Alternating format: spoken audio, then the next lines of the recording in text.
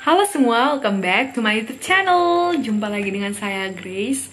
Di sini saya akan bahas hal yang memang sedang dilakukan sekarang, yaitu berpuasa. Dan kali ini kita akan bahas pada ibu menyusui. Karena di pembahasan sebelumnya kita sudah bahas pada ibu hamil ya.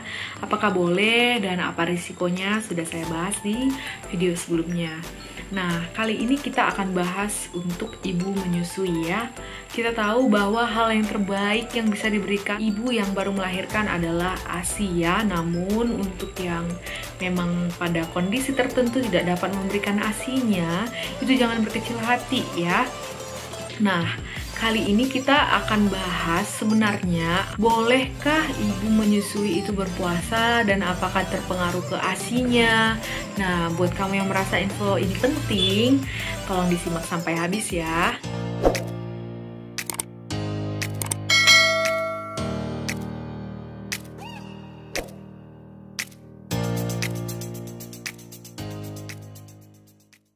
Nah, mudah-mudahan semua ibu yang menyimak ini tidak bosan ya, apalagi dalam keadaan sekarang kita lebih banyak di rumah aja ya. Jadi kita sebenarnya kalau kita ambil sisi positifnya, kita bisa lebih dekat pada keluarga ya.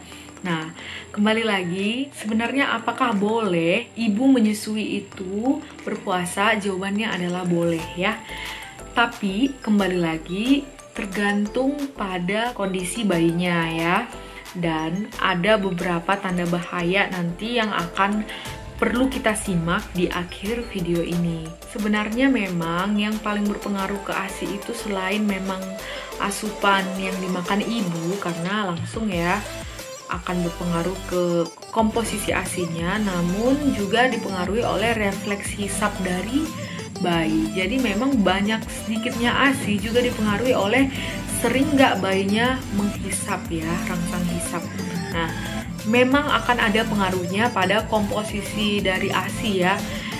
Dari penelitian memang akan ada perubahan, misalnya pada ibu yang berpuasa akan lebih rendah kandungan magnesium dan kalium yang ada di ASI. Namun kalau dari sisi jumlah sebenarnya ini tidak terlalu berpengaruh selama asupan ke ibunya itu yang paling penting adalah cairan itu terpenuhi. Di video sebelumnya saya sudah bahas bahwa kebutuhan cairannya 30 cc per kilogram berat badan dari ibu menyusui, karena menyusui ditambah 500 cc ya. Boleh kita ambil contoh, misalnya ibu beratnya 70 kg ya, dikali 30 jadi 2100 cc, 2100 ml ditambah 500. Jadi itu kebutuhan minimalnya sekitar 2600 ya. Kalau ditanya manfaat, apakah memang bermanfaat pada ibu menyusui? Jawabannya kita sama-sama tahu bahwa sebenarnya ibu menyusui ini harus makan teratur dan yang dimakan juga harus banyak ya. Dan yang paling penting adalah kandungan gizinya, kan gizinya sehat seimbang ya. Harus tercukupi dari karbohidrat, lemak, protein, vitamin, dan mineral. Makanya kalau memang selain udah dipenuhi dari cairannya, dari komponennya, tetap ada yang nanya juga ya, apakah boleh pakai booster ASI ya? Boleh aja ya. Bahkan kalau misalnya mau pakai tambahan, misalnya dari kacang almond di blender untuk booster ASI, atau bahkan ditambah vitamin misalnya Blackmores itu kan gak ada masalah ya. Tapi yang paling penting adalah rangsang hisap bayi tadi dan kebutuhan cairan itu terpenuhi. Kalau ditanya apakah ada risiko, ya kalau memang sampai mengganggu ibunya, misalnya kan tanda bahaya kan dari ibu dari bayi ya. Kalau misalnya tanda bahaya dari ibu, misalnya dia oyong, pusing, bisa sampai pingsan, kalau diperiksa tensinya bisa turun, kelihatan pucat, itu sebenarnya udah tanda bahaya.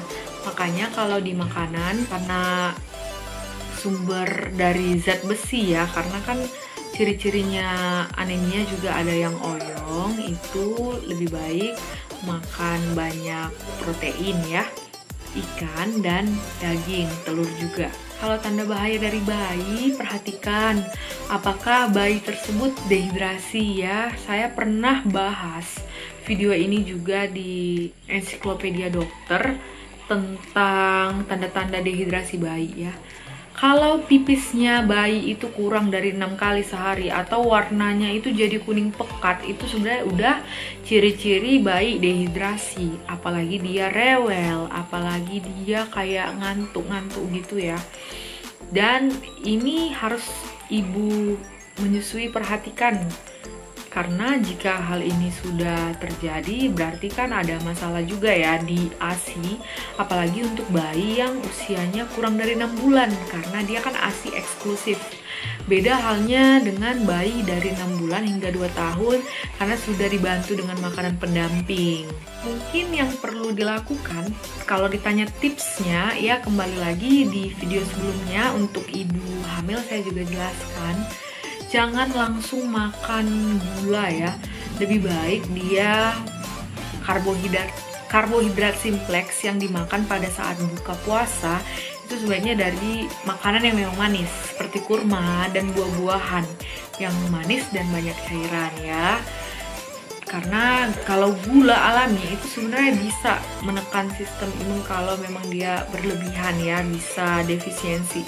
Nah, kalau dia pada saat sahur lebih baik dimakan karbohidrat kompleks seperti sereal, oat, dan beras merah ya, karena tinggi serat juga, jadi lebih lama diproses ya di saluran cerna. Jadi perlu diingat bahwa kalau ditanya kembali lagi ya, ibu menyusui boleh nggak puasa? Sebenarnya boleh, tapi perhatikan asupannya dan tanda bahayanya juga. Jangan memaksakan diri kalau memang sudah ada tanda bahaya ya, karena ini juga kan berpengaruh pada keluaran ASI, komposisi ASI. Dan yang paling penting adalah tujuannya adalah melewati bulan puasa ini dengan sama-sama sehat. Jodoh. Oke, mungkin itu dia pembahasan dari saya. Semoga video ini berguna. Jika kamu rasa video ini bermanfaat, silahkan like dan bagikan ke semua orang. Siapa tahu di luar sana ada yang membutuhkan. Oke, thank you for watching. See you on the next videos. Bye-bye.